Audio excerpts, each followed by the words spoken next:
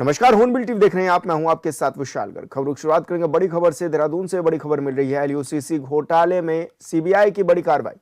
आज सीबीआई ने 46 आरोपियों पर दर्ज की एफआईआर। कंपनी के प्रमोटर एजेंट भी शामिल। निवेशकों के करोड़ों रुपए डूबने का मामला ये है। तो बड़ी खबर आप तक पहुंचा रहे हैं, जहां पर हाईकोर्ट के आदेश पर सीबीआई की जांच हुई है। राज्य भर में 35 शाखाओं पर जांच तेज की गई है। हजारों निवेशक न्याय की राह देख रहे हैं। तो बड़ी खबर आप तक पहुंचा रहे हैं, जहां पर एलयूसीसी मामले में सीबीआई की ओर से बड़ी कार्रवाई देखने को मिली है। और संवाददाता योगेश आर्य हमारे साथ फोन लाइन पर जुड़ गए। योगेश, किस तरह का पूरा मामला भी था और क्या बड़ी कार्रवाई अब देखने को मिली है? देखिए विशाल, जैसे देखा जाए कि छोटी छोटी जमा योजनाओं के नाम पर लोगों से करोड़ रुपए ठगने वाले जो एलयूसीसी घोटाला हुआ था, उसमें जिस तरह से पूरा प्रकरण सामने आया, उसके चलते जो है कहीं ना कहीं देखा जाए तो सांसदों ने भी जो है इसको लेकर के गृह मंत्री से मुलाकात की थी और वहां पर जो है इस पूरे मामले का जल्द खुलासा किया जाए, आरोपियों के खिलाफ कार्रवाई की जाए, इसकी मांग की थी। उसके बाद जिस तरह से देखा जाए कि इस पर कार्रवाई होनी शुरू हो गई है। 46 कांडों के खिलाफ सीबीआई ने जो है एफआईआर दर्ज कर ली है। इसमें कंपनी के ब्रांड एम्बेसडर अभिनेता भी शामिल हैं, जिन्होंने शामिल हैं। इस मामले में सितंबर में हाईकोर्ट ने सीबीआई को मुकदमा दर्ज करने के आदेश दिए थे। इससे पहले राज्य पुलिस इस पूरे प्रकरण की अगर हम बात करें तो 18 एफआईआर दर्ज करके जो है 10 चार्जशीट जो है लगा चुकी थी। और इसके बाद अगर देखा जाए तो लगातार इस पूरे मामले पर कई जगह देखा महिलाओं ने विरोध भी किया, प्रदर्शन किया, मांग को लेकर के जल्द से जल्द इस पूरे प्रकरण पर जो है कार्रवाई हो सके। विपक्ष ने भी लगातार आवाज उठाई, लेकिन अब इसमें जिस तरह से प्राथमिकी दर्ज हुई है तो निश्चित तौर पर अब पूरी जांच की जाएगी और राज्य में 35 शाखाएं खोली गई थी, उन 35 शाखाओं की भी जो है पूरी तरह से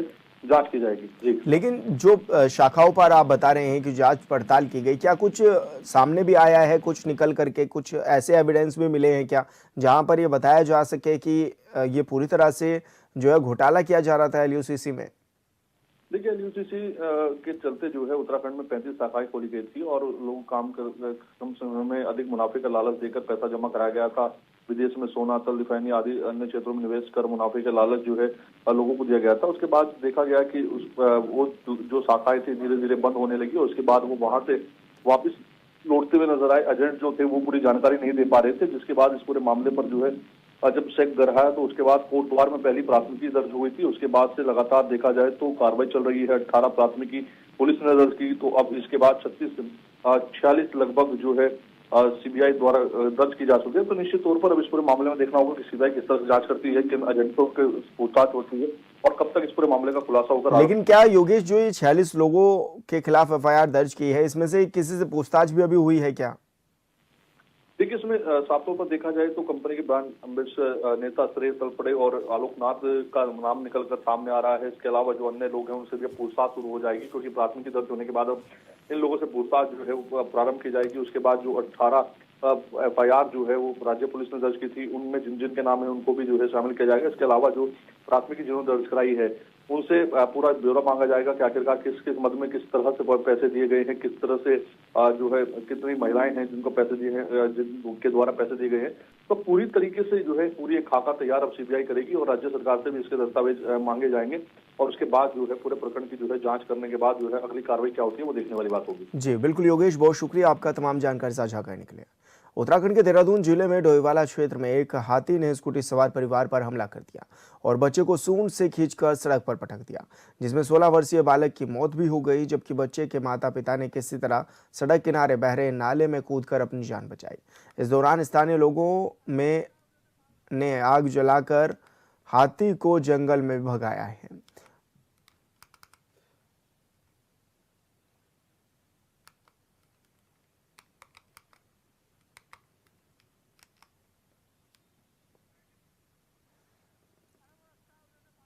तो माँ बाप भी इस दौरान बच्चे के घायल हुए और स्कूटी सवार ये 3 लोग थे जो कि जा रहे थे और ऐसे में हाथी आदम का। और ये बताया जा रहा है कि बच्चे को स्कूटी से खींचकर सूंड के माध्यम से हाथी ने गिरा दिया, सड़क पर फेंका, जिसके बाद बच्चे की हालत काफ़ी गंभीर हुई। ऐसे में उसे अस्पताल में भर्ती कराया गया, लेकिन इलाज के दौरान उसने अपना दम भी तोड़ दिया। डोईवाला क्षेत्र की ये तस्वीरें भी हैं, जहां पर हाथी ने स्कूटी सवारों पर हमला किया। और संवाददाता संजय राठौर हमारे साथ फोन लाइन पर जुड़ गए हैं। संजय, क्या कुछ पूरा मामला था और किस तरह की तस्वीरें अब ये नजर आने लगी हैं, क्योंकि ये भी देखा जा रहा है कि जंगली जानवरों और मानवों के बीच संघर्ष बढ़ता जा रहा है। जी, मैं आपको बता दूं, डोईवाला विधानसभा की एक थानो रेंज है जिसमें एक बच्चे को हाथी ने मार डाला है। मैं बता दूं, ये धनियाड़ी और कालूवाला मार्ग कच्चा मार्ग है जो कालूवाला मंदिर के पीछे से आता है। लोग शॉर्टकट के चक्कर में इस रास्ते का इस्तेमाल करते हैं, जबकि वन विभाग को इसको बंद कर देना चाहिए। वहाँ पे हाथी ज्यादातर हाथियों का आवागमन रहता है। तो एक परिवार जो है जिसमें पिताजी और माताजी और एक छोटा बच्चा लगभग 14-15 साल का, ये लोग स्कूटी से आ रहे थे। तो रास्ते में इनको हाथी मिला और हाथी ने उस बच्चे को सूंड से खींचा और पटककर जमीन पर दे डाला। और उसके बाद माँ बाप भी घबरा गए, लेकिन आनन फानन में बच्चे को उठाकर वो भागे वहां से। तो उन्होंने अस्पताल में भर्ती कराया, लेकिन वहां उसकी मौत हो गई। जी बिल्कुल संजय, बहुत शुक्रिया आपका तमाम जानकारी साझा करने के लिए। लोहाघाट में बरसों से कच्ची बैरकों में रह रहे फायर कर्मियों के अब अच्छे दिन आने जा रहे हैं। दरअसल सरकार की ओर से लगभग 7 करोड़ 60 लाख रुपए की लागत से फायर कर्मियों के लिए नए भवन और बैरकों का निर्माण कार्य स्वीकृत किया गया है, जिसका कार्य भी शुरू हो गया है। निर्माण कार्य पेयजल निर्माण इकाई की ओर से किया जा रहा है। लोहाघाट फायर स्टेशन प्रभारी हंस दास सागर ने बताया है कि फायर कर्मी लंबे समय से कच्ची बैरकों में रह रहे थे, जिस वजह से उन्हें कई परेशानियों का भी सामना करना पड़ता था। मामले का एसपी चंपावत ने संज्ञान भी लिया और शासन को नए भवन निर्माण के लिए पत्र भी लिखा। उन्होंने बताया कि शासन की ओर से धनराशि स्वीकृत कर दी गई है।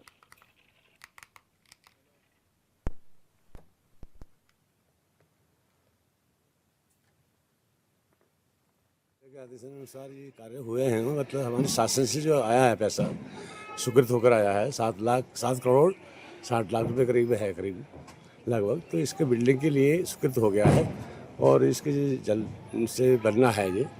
तो इसका कार्य ये है कि सर हमारा ये बना है गड्ढा, ये स्टोर बना रहे हैं हम पानी स्टोर करने के लिए, कि कभी भी आग लग जाती है तो पानी की आवश्यकता हमको कहाँ से लेकर आएंगे। तो स्टोर मतलब हम रखते हैं इसको, तो हाइड्रेंट लग जाएगा तो पानी, हमारी गाड़ी आएगी पानी भर जाएगी। कभी ऐसा होता है कि गाड़ी पानी की आवश्यकता बहुत पड़ जाती है, कहीं कांड हो जाते हैं सर, तो हमको पानी की आवश्यकता यहाँ पहाड़ में नहीं मिल पाती है। चलो खाली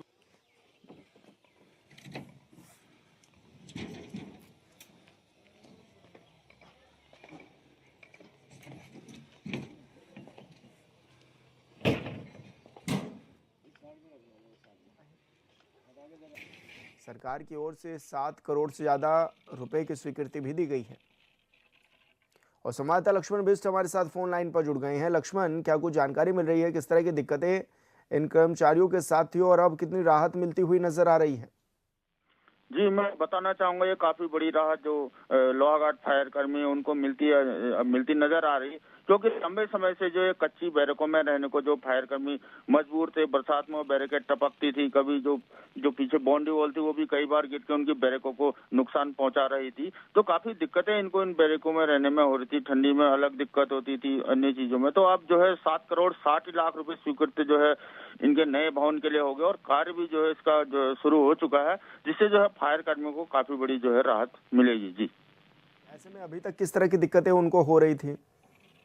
जी, काफी दिक्कतें थी। एक बैरिक थी, काफी पुरानी थी और 3 सेट थे। तो पहाड़ों में जो ठंडियों में जो काफी ज्यादा जो ठंड होता है, पाला पड़ता है, तो इन बैरकों में उन्हें काफी ठंड का भी सामना करना पड़ रहा था। सीलन भरी जो वो बैरकों थी, इस वजह से भी जो है काफी दिक्कतें थी। बरसातों में भी जो बैरकें टपकती थी, तो उससे भी उन्हें जो है काफी दिक्कतें होती। लेकिन अब उन बैरकों को तोड़ दिया गया और 7 करोड़ 60 लाख रुपए की लागत से अब ये नए भवन, नई बैरकों का जो है लोहाघाट फायर स्टेशन में जो निर्माण हो रहा है, जिससे फायर कर्मियों में जो है काफी खुशी नजर आ रही है और काफी बड़ी समस्या का समाधान उनका जो होता दिख रहा है। जी, देवभूमि उत्तराखंड में 2027 में विधानसभा का चुनाव होगा और चुनाव से पहले सरकार का फोकस युवाओं के साथ ही महिलाओं पर भी है।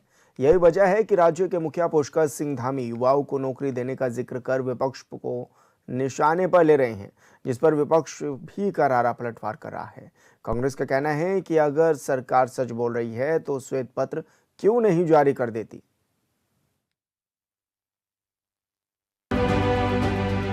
राजधानी देहरादून में नियुक्ति पत्र वितरण समारोह में 178 सहायक सांख्यिकी अधिकारियों को नियुक्ति पत्र प्रदान किए गए।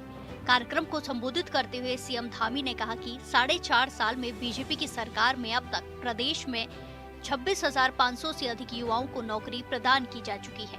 बीजेपी की सरकार प्रदेश के समग्र विकास के लिए प्रभावी नियोजन को लेकर कार्य कर रही है, जिसके लिए सभी की सहभागिता जरूरी है। आज अभी मुझे गणेश जोशी जी पूछ रहे थे कितने हो गए, तो 26,500 में ये ऐड हो गया। 26,500 में ये संख्या ऐड हो गई, जिसमें से अर्थ एवं संख्या, कृषि एवं उद्यान, महिला सशक्तिकरण, बाल विकास विभाग सभी के अंतर्गत 178 सहायक सांख्यिकी अधिकारियों के पदों पर। और इसके साथ साथ अच्छी बात यह है कि 36 इसमें से प्रतिभाशाली हमारी मातृशक्ति है, यानी कि महिलाएं हैं। हम सभी के लिए यह भी गर्व का विषय है कि इस भर्ती में 20% से अधिक महिलाओं ने अपनी उत्कृष्ट प्रतिभा का प्रदर्शन करते हुए इसमें स्थान प्राप्त किया है। इसके साथ ही मुख्यमंत्री ने विपक्ष को निशाने पर लिया। उन्होंने कहा कि इतनी बड़ी संख्या में युवाओं को नौकरी मिलना विपक्ष को रास नहीं आ रहा है। मैं उन सभी को ये आश्वस्त कर देना चाहता हूं कि युवाओं के भविष्य के साथ खिलवाड़ बर्दाश्त नहीं होगा। हमें उनके हित में कोई भी निर्णय लेना होगा तो उसमें 1 मिनट की भी देरी नहीं की जाएगी। मुख्यमंत्री ने ये तक कह दिया कि पहले गरीब माता पिता के बेटे बेटियों का हक मारा जाता था। भर्ती प्रक्रिया में धांधली के साथ ही लंबा समय लगता था, जिसका फायदा उठाकर नकल माफिया हावी रहते थे। ये जो दुगने से 25 सालों में जो नियुक्तियां पिछले 4-4.5 वर्षों में संपन्न हुई हैं, उसके कारण से विपक्ष के लोगों को ये रास नहीं आ रहा है कि आज हमारे युवा गरीब माता पिता के बेटे बेटियां अपनी योग्यता, प्रतिभा और क्षमता और मेरिट के आधार पर कैसे सरकारी नौकरियों में अवसर पा रहे हैं। उनको परेशानी हो रही है इस बात की।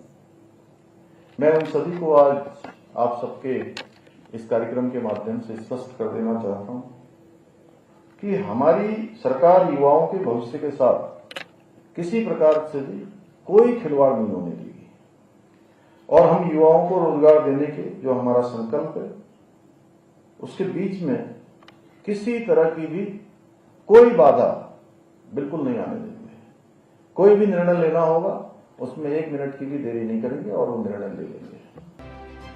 सीएम धामी ने इस बात पर जोर दिया कि बीजेपी की सरकार में प्रदेश के युवाओं को न सिर्फ नौकरियां मिल रही हैं, बल्कि सरकार की अलग अलग योजनाओं का लाभ उठा अब युवा गांव रिवर्स कर रहे हैं। उन्होंने होम स्टे का जिक्र कर कहा कि होम स्टे के जरिए हजारों लाखों युवा गांव में ही कमाई कर रहे हैं और गांव के ही कई युवाओं को रोजगार भी दे रहे हैं, जिससे पहाड़ के लोगों की जिंदगी में बड़ा बदलाव आया है। एक तरफ जहां बीजेपी की सरकार युवाओं को 4.5 साल में 26,000 से ज्यादा नौकरी देने का दावा कर रही है, तो दूसरी तरफ विपक्ष सरकार के दावों पर सवाल उठा रहा है। 26,500 नौकरी देने के दावों पर कांग्रेस प्रवक्ता का कहना है कि अगर सरकार ने नौकरी दी है तो इसे लेकर एक लिस्ट क्यों नहीं जारी कर देती है। सच्चाई तो यह है कि बीजेपी की सरकार ने लोगों की नौकरियां छीनने का काम किया है। 22,000 से ज्यादा उपनल कर्मी सड़कों पर है और सरकार कोर्ट के आदेश को भी नहीं मान रही है। देखिए, भारतीय जनता पार्टी को अपने आंकड़ों पे अगर इतना भरोसा है तो मुझे लगता है कि वो एक जो है लिस्ट क्यों नहीं जारी कर देते हैं कि इन 25,000 लोगों को हमने नौकरियां दी हैं, इन 26,000 लोगों को नौकरियां दी हैं। क्योंकि सच ये है कि भारतीय जनता पार्टी ने सिर्फ लोगों की नौकरियां छीनने का कार्य किया है। उन्होंने आज तक प्रदेश की जनता को कुछ दिया नहीं है। आपने देखा कि अगर आपने 26,000 नौकरियां दे दी तो ये 22,000 जो लोग हैं जो धरनारत हैं, जिनके फेवर में हाईकोर्ट से लेकर सुप्रीम कोर्ट तक का निर्णय आ चुका है, आप उनको नौकरियां क्यों नहीं दे रहे हैं? बल्कि वो ऐसे विभागों में कार्यरत हैं जहां पे जगह भी है, जहां पे उनकी जरूरत भी है। तो जहां पे ऑलरेडी पोस्ट वेकेंट है, जरूरत है, लोग कार्यरत है, वहां तो आप नौकरियां दे नहीं रहे हैं। जुमलेबाजी किए जा रहे हैं कि 22,000 25,000 दे दी। यही बेरोजगारों का धरना था। जब धामी जी वहां पहुंचे तो 25,000 नौकरियों की बात करी तो वहां बैठे एक युवा ने कहा नहीं, 25,000 नौकरियां नहीं दी आपने, मुश्किल से 2,000 भी नौकरियां नहीं दी। तो धामी जी शांत हो गए। आप कहते कन्फ्रंट करते ना अगर आप सच्चे थे तो। और रही बात कांग्रेस पार्टी की, तो बिल्कुल हम राजनीति करेंगे। प्रदेश के विकास को अगर आप अवरुद्ध करेंगे, प्रदेश के युवाओं के हक के विरुद्ध कार्य करेंगे, प्रदेश की महिलाओं के हक के विरुद्ध आप कार्य करेंगे, किसानों के हक के विरुद्ध कार्य करेंगे, तो हम राजनीति करेंगे। अगर आपको ये लगता है कि हम उनके मुद्दे उठा करके उनका समर्थन करके राजनीति कर रहे हैं, तो ये राजनीति मुझे लगता है कि हम हर बार करेंगे। उत्तराखंड में युवाओं के लिए सरकार कई तरह की योजनाएं चला रही है, जिनका उद्देश्य उन्हें स्वरोजगार, शिक्षा और कौशल विकास के माध्यम से सशक्त बनाना है। अब कितने युवा इसका लाभ उठा रहे हैं, इस पर पहले भी राजनीति थी और आज भी हो रही है और आगे भी ऐसे ही रहेगी, क्योंकि साल 2027 में विधानसभा का चुनाव होना है।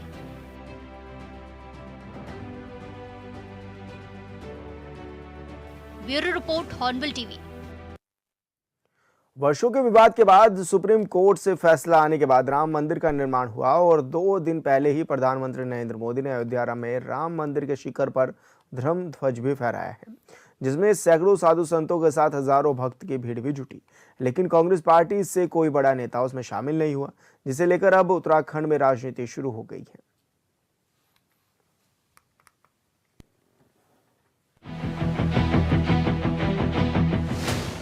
उत्तराखंड में 2027 में विधानसभा का चुनाव होना है। चुनाव से पहले हर एक मुद्दे पर आरोपों की राजनीति है। देश में कौन किस धर्म को मानता है या नहीं मानता है, ये सब की अपनी इच्छा है। बावजूद इसे लेकर देवभूमि में बीजेपी और कांग्रेस के नेताओं के बीच बयानबाजी हो रही है। 25 नवंबर को पीएम मोदी ने राम मंदिर के शिखर पर धर्म ध्वजा फहराया, जिसमें सैकड़ों साधु संत के साथ हजारों भक्त मौजूद रहे। लेकिन बीजेपी के आरोप है कि इस दौरान कांग्रेस का कोई भी बड़ा नेता नहीं दिखा। जो कट्टर कांग्रेसी है वो कभी भी राम मंदिर नहीं जाएंगे। आप स्वर्गीय प्रधानमंत्री इंदिरा गांधी जी का जमाना और वो प्रकरण याद कीजिए कि जब 600 से ज्यादा साधु संतों के ऊपर गोलियां चलवा दी गई थी। वो तो कांग्रेस का जमाना था, कांग्रेस की सरकार थी। उसके बाद जब बाबरी मस्जिद को ध्वस्त करने का समय था, तब भी केंद्र में कांग्रेस थी और राज्य में कांग्रेस की सहयोगी सरकार थी और वहां पे भी गोलियां चली। तो कांग्रेस की विचारधारा में, कांग्रेस के शीर्ष नेतृत्व की विचारधारा में भगवान राम का कोई स्थान नहीं है, इसलिए वो भगवान राम को मानते नहीं है। बीजेपी नेता का कहना है कि अयोध्या में राम मंदिर का निर्माण पूर्ण होने पर प्रधानमंत्री नरेंद्र मोदी उद्घाटन समारोह में पहुंचे, मगर कांग्रेस पार्टी का कोई बड़ा हो या छोटा नेता नहीं पहुंचा। मंदिर पर धर्म ध्वज के इतने बड़े आयोजन में भी कोई कांग्रेसी नेता वहां पर नहीं दिखाई दिया, जिससे साफ होता है कि कट्टर कांग्रेसी कभी भी राम मंदिर नहीं जाएंगे।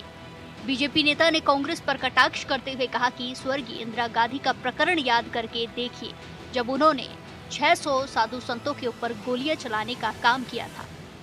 इस देश का दुर्भाग्य यह है कि जो कांग्रेस में जुड़ा हुआ हमारा सनातनी भाई है, वो भी इस साजिश को आज तक नहीं समझ पाया कि भगवान राम से और सनातन से, हमारी सनातन की एक शाखा को बांटकर कांग्रेस ने किस तरह से एक साजिश के तहत अलग कर दिया।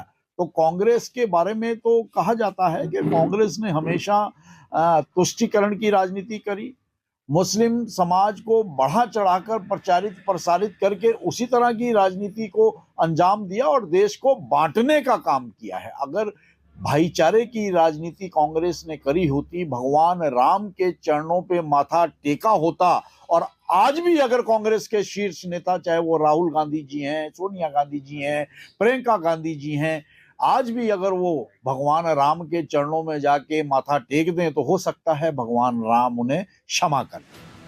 बीजेपी के आरोपों पर कांग्रेस नेता ने भी पलटवार किया है। कांग्रेस नेता ने कहा कि राम की बात तो बीजेपी के नेता करते हैं, लेकिन बीजेपी नेताओं को राम के आदर्श से कोई लेना देना नहीं है। कांग्रेस नेता ने कहा कि कांग्रेस की सरकार में ही राम लला के बंद कपाट खोले गए थे। बाद में मामला कोर्ट चला गया। देश की जनता ने तय किया कि न्यायालय से जो फैसला होगा वो मान्य होगा, लेकिन बीजेपी न्यायालय के फैसले पर भी राजनीति कर रही है।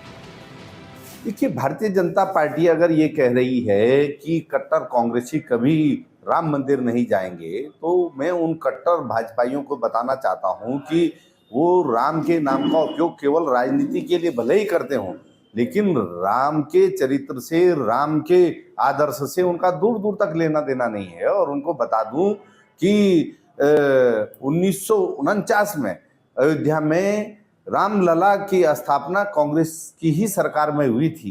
कांग्रेस का उसमें बड़ा योगदान था, ये कोई भुला नहीं सकता है। अयोध्या में जो है रामलला के बंद कपाट भी कांग्रेस की सरकार में ही खोले गए थे। ये मामला जब न्यायालय में चला गया तब पूरे देश ने ये तय किया कि न्यायालय जो फैसला करेगा उस फैसले को पूरा देश मानेगा। लेकिन न्यायालय के फैसले पर भी भारतीय जनता पार्टी राजनीति करती है और भगवान राम जो मर्यादा पुरुषोत्तम है, वो पूरी मानवता के आदर्श हैं, पूरे जो है उनके जो मानने वाले हैं वो जाति धर्म से ऊपर उठ करके भगवान राम को मानते हैं। लेकिन और फिलहाल इस बुलेटिन में इतना ही। आप देखते रहिए हॉर्नबिल टीवी। नमस्कार।